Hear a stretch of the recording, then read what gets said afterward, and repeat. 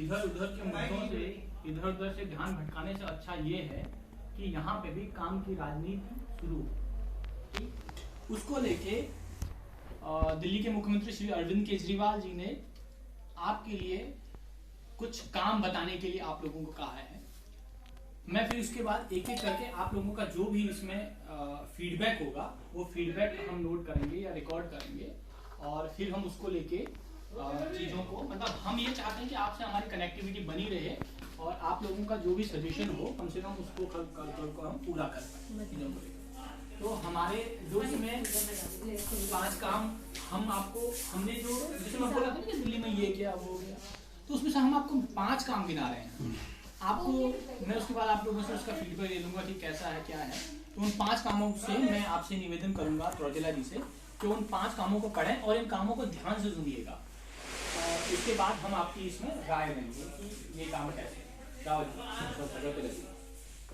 दिल्ली में मुख्यमंत्री अरविंद केजरीवाल की सरकार द्वारा सरकारी स्कूलों का कायाकल्प किया गया, स्कूलों की नई इमारतें बनाई गई और अब पिछले 3 सालों से सरकारी स्कूलों का रिजल्ट प्राइवेट स्कूलों से बेहतर आता है।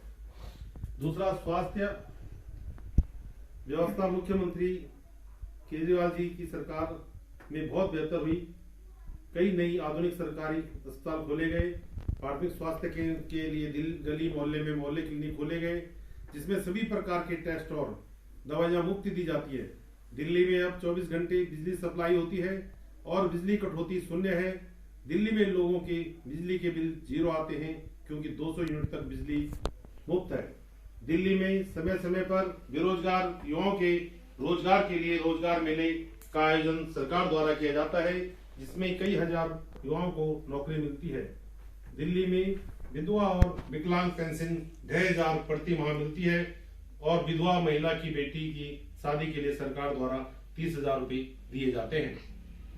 और इसी प्रकार हम चाहते हैं कि उत्तराखंड में भी आम आदमी पार्टी की सरकार आए और हम उत्तराखंड को भी मुफ्त बिजली, गरीब बच्चों को शिक्षा, स्कूलों को ठीक करें, मोहल्ले अस्पताल बनाएं। इस तरह की व्यवस्था हम उत्तराखंड में भी दें।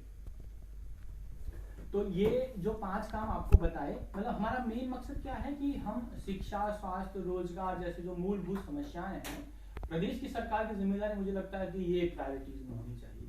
तो इन सब कामों पे मैं एक एक करके आप लोगों का फीडबैक लेना चाहूंगा कि आपको क्या लगता है कि ये काम अच्छे हैं, बुरे हैं, दिल्ली सरकार अच्छा कर रही है, बुरा कर रही है। तो मैं सिर्फ आप लोगों से 2-2 लाइन में इस सब कामों को, जो 5 काम आपको गिनाए कि एक अस्पताल वाला, स्वास्थ्य सेवाओं पे जो काम हुआ, दूसरा एजुकेशन पे स्कूलों में जो डेवलपमेंट काम हुआ, ये बिजली पानी का जो 24 घंटे बिजली का सप्लाई स्टार्ट हुई और मुफ्त बिजली का वादा पूरा किया, और दिल्ली में समय समय पे अनएम्प्लॉयमेंट रेट को लेके 33% बेरोजगारी दर है अभी उत्तराखंड में। यही प्रॉब्लम पहले दिल्ली में भी थी, पर वहाँ पर समय समय पर हर महीने 2 महीने में बेरोजगारी ये रोजगार मेले लगाए गए जिसमें सब लोगों को निमंत्रण दिया गया, बेरोजगार लोगों के आप आइए और स्टेडियम में उस तरीके से उन लोगों को निमंत्रण देंगे, वो लोग इंटरव्यू देने आते। तो अगर 50 कंपनियां एक ही साथ एक स्टेडियम में बिठा दिए तो आदमी जाता तो 50 टेबल पे इंटरव्यू देगा तो कहीं ना कहीं शाम तक उसको नौकरी मिल जाती। तो वो समस्या समाधान होगी। और जो 5वां था कि जिन बहुत सारे परिवार ऐसे होते हैं जिनके परिवार में अगर किसी जो कमाने वाले होते हैं उनका देहांत हो जाता है तो उनकी विधवा पुत्री विवाह योजना के तहत उनकी बेटियों की शादी के लिए 30,000 रुपये सरकार वहाँ पे देती है। तो इन 5 कामों पर मैं 2-2 लाइन में आप लोगों से फीडबैक लेना चाहूँगा कि आप लोगों को क्या लगता है इसमें कि ये काम अच्छे हैं, बुरे हैं, कैसा है, आपका जो भी लिबरल फीडबैक हो। तो सर आपसे स्टार्ट करते हैं। इन 5 कामों के बारे में सर 2 लाइन में आपसे फीडबैक लेना चाहिए। जो दिल्ली सरकार में कर रही है आप पार्टी, ये बिजली का बिल का मुफ्त करना, हॉस्पिटल का हो गया, शिक्षा का हो गया, वही अगर उत्तराखंड सरकार में हो जाए तो बहुत अच्छी बात है जी। आपका? सर मेरा भी सेम ही है कि उत्तराखंड में भी होना चाहिए जो दिल्ली में हो रहा है, मतलब जितनी भी व्यवस्था है। मतलब ये 5 काम ठीक है? हाँ ठीक है। ओके, आपका सर? बिल्कुल, तो आपने सही बताया है। जो ये काम है जो दिल्ली सरकार में हमारे केजरीवाल जी कर रहे हैं, बहुत ही अच्छा काम कर रहे हैं। और अगर इस तरह का काम अगर हमारे उत्तराखंड में भी अगर होता है तो सोने पे सुहागा है जी। आपका सर? ये है कि दिल्ली सरकार काम करी है और उस चीज़ पर निष्पक्ष है। उत्तराखंड की बहुत ही स्थिति खराब है, शिक्षा, स्वास्थ्य और सड़क पे बहुत बड़े बड़े दूरगामी जो गाँव हैं, दुर्गम स्थान, बहुत बुरी कंडीशन है।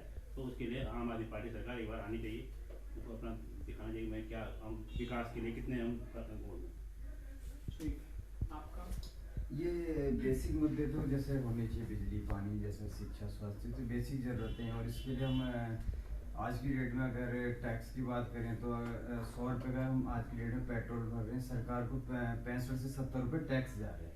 ठीक है, हम एक टॉफ़ी खाते हैं तो उसमें भी टैक्स दे रहे हैं। तो सरकार को हम टैक्स दे रहे हैं, तो इसका हमें जो मूलभूत हमारी बेसिक ज़रूरतें, आवश्यकताएँ हैं, उनमें काम होना चाहिए। अच्छा, इस पे हुआ है लग रहा है आपको दिल्ली में? हाँ, दिल्ली में तो इस पर काम हुआ है।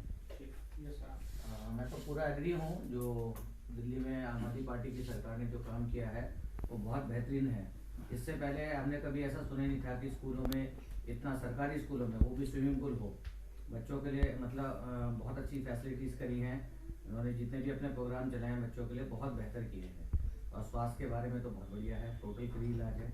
आप किसी भी हॉस्पिटल में दिल्ली सरकार के जाइए, आपको पूरा मुफ्त इलाज होगा। यहाँ पे 5 साल का जो कार्ड है, जो गोल्डन कार्ड है, उसकी ज़रूरत ही नहीं है। आप जाइए, अपना इलाज कराइए। अगर आप दिल्ली के नागरिक हैं तो इससे बेहतर और क्या हो सकता है। स्वास्थ्य, शिक्षा, ये सब तो बेसिक जरूरी है जो सरकार को, जनता को देनी ही देनी है। जी, आपका जो दिल्ली मॉडल है वो उत्तराखंड में भी आना चाहिए। दिल्ली मॉडल ये 500 कामों से एग्री हैं, तो आपको लगता है कि उत्तराखंड में भी आएगा? आप सर?